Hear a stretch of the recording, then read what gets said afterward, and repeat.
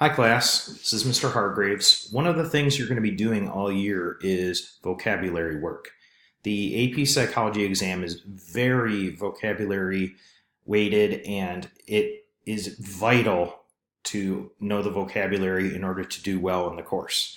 So I'm going to every unit make sure that you've done vocabulary and shown ways that you understand the terms, because they're going to keep coming back every test. All the tests build on each other and are going to be spiraled, and so the vocabulary is going to be relevant all year long. So here are some requirements and tips that you're going to want to follow in order to do well on these assignments. I'm going to score them times 2 in the gradebook as if it was a quiz in order to provide it a little more weight to encourage you to do well on them. So the requirements on the screen, as it shows, are choose a format that you'd like to stick with. If you decide to change your mind after the beginning here, the first couple of units, first month of school or so, don't worry about it. That's fine. But I do want you to transfer all of your vocabulary into whatever the new format is that you're choosing. It's important to be able to have it all in one place. And yes, that would be a little more work, but if you really decide something else works for you better, then I really encourage you to do that rather than sticking with a format that you aren't happy with. For the vocabulary, no matter what format you use, you need to include the term, the unit, name, and number, plus the module or the page number. Module is fine with me, but sometimes you might just want the page number to find it easier. The definition for the term, any mnemonic device that you come up with, or at least an applied example, something specific to your life, something that you're going to remember easily. And then any synonyms or related terms that will help you chunk that information together and remember it easier later on. So, some suggestions I have for you is to use spacing between the vocabulary entries if you do your entries in notebooks. You need to use a separate notebook just for vocabulary if you want to use a notebook. Yes, you heard me correctly. Don't use the same notebook in which you are taking notes for the course. You might be like, but that means I'm going to be writing down the same term twice, once for my notes and once for the vocabulary. Yep. And that's okay.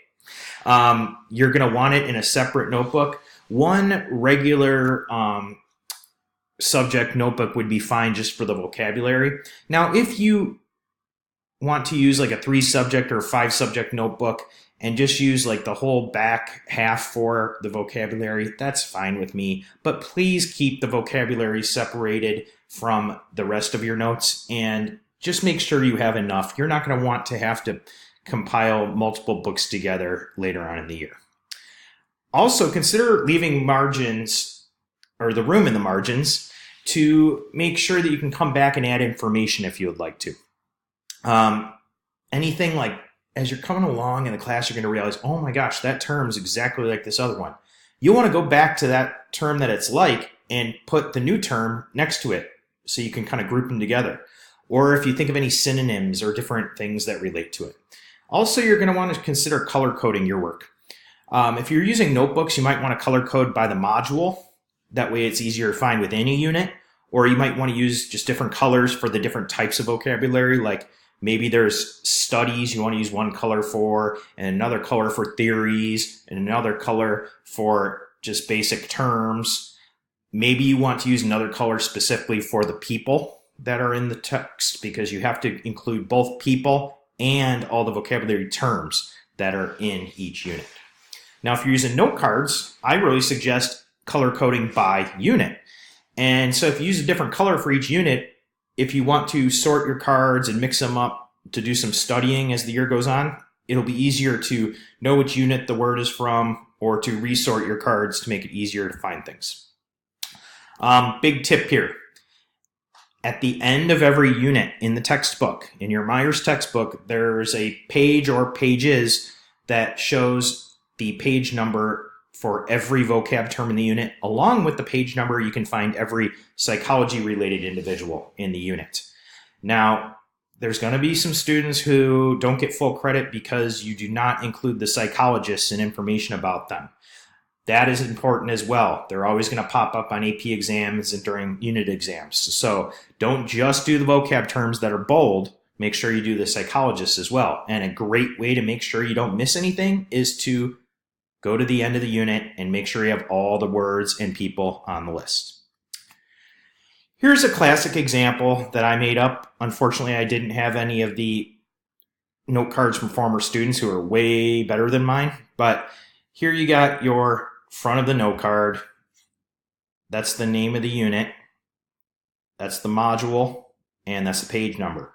Now, as long as you have the name of the unit or the unit number, I wouldn't use the unit number, however, by itself, because the College Board just this summer is in the middle of revising what is included in which unit. And so the units in the textbook are not going to necessarily fall under the same units as College Board is designated.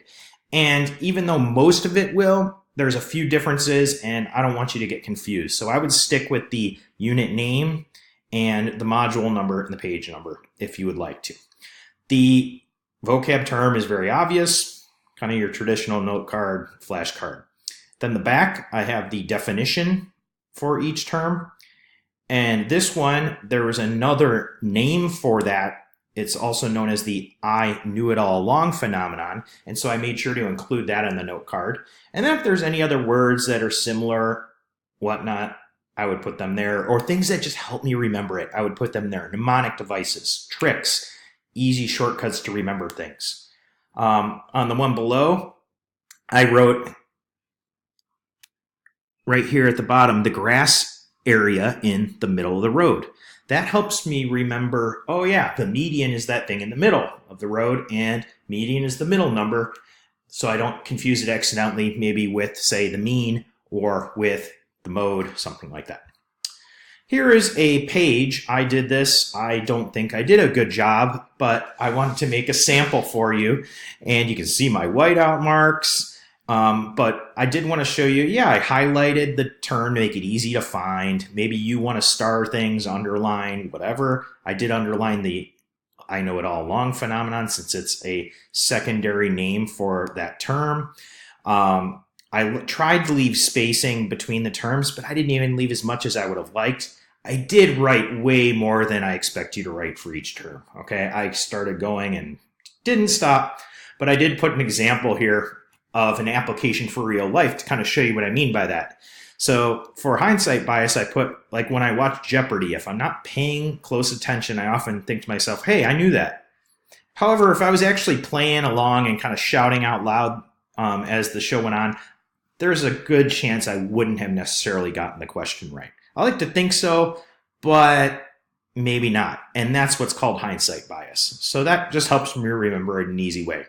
I also put other ways of kind of defining it in my own words for this critical thinking term as an example of what you can use as well, like smart thinking. It's like the scientific method. It's not stubborn. If you're using critical thinking, you're open to new ideas. So I'm just wanting to show you different ways that you can kind of show the definitions. Here's a student example. I cut off his name at the top. It would have had the unit name. It had the student's name, the date, and all that, but I didn't want to show his name. But here you see the definition here in this column next to the terms, mnemonic device here, application of the term. This is a format that you were given during the summer work. If you want to stick with that, awesome. I had a couple other students over the years who decided instead of using like a Word document or a Google Doc, instead using a spreadsheet. And that way, then they could color code things and sort the terms later on, and they found it more useful for review. They could also then import those to different review games and things. I had a student last year who did a great job with vocabulary, and she used something called tiny cards. I'd never seen it before, but I thought it was awesome. And so for each unit, you see here she has the different modules within the unit. And here you can see how many terms she has for the different modules.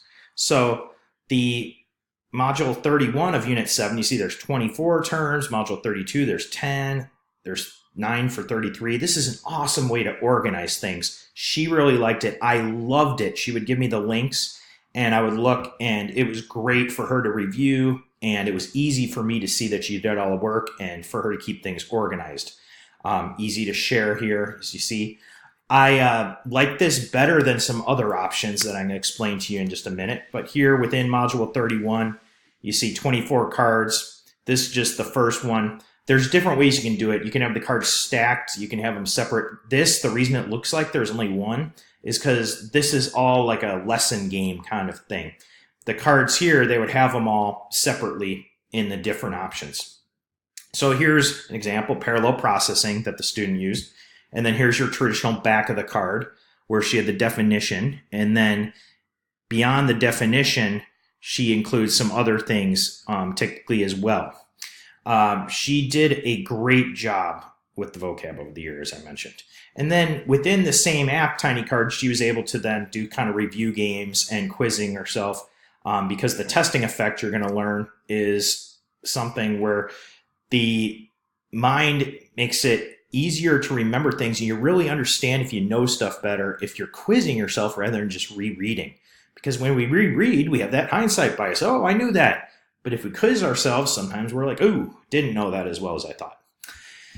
So some of the other things that you can potentially use are things like Pear Deck, which has some great review possibilities, integration with other things like slideshows, or Quizlet. I love Quizlet. I think it's a great resource. We'll use it in class. Some students I've had have made such good use of it, just like the student with the tiny cards. However, I have specific things I want you to do, like with the module number and the unit name and giving mnemonic devices or examples. And a lot of times in the past, if I've had a few students who use Quizlet, some of them got lazy and wanted to just copy people's Quizlets online and stuff. I noticed that, and they're not getting credit and they're not learning. Okay. But if that's something you would like to do, please talk to me so we can clear it ahead of time to make sure you understand what my expectations are, and that you're not doing it just to be lazy or just to be trendy, but instead doing it because you really think that's the best way you're going to learn the vocabulary. And I'm cool with that as long as I have full access to the work you're doing and everything. So if you have other methods that you think of that you would like to use, please let me know. And as long as it meets the requirements, I'm probably going to say yes. So I know this video is a little long, but this is going to come back all year long. This is an ongoing assignment for every unit. And so I thought it was important to make sure you had a full understanding of what you need to do. If you have any questions, like always, just let me know and I'm there for you. Thanks.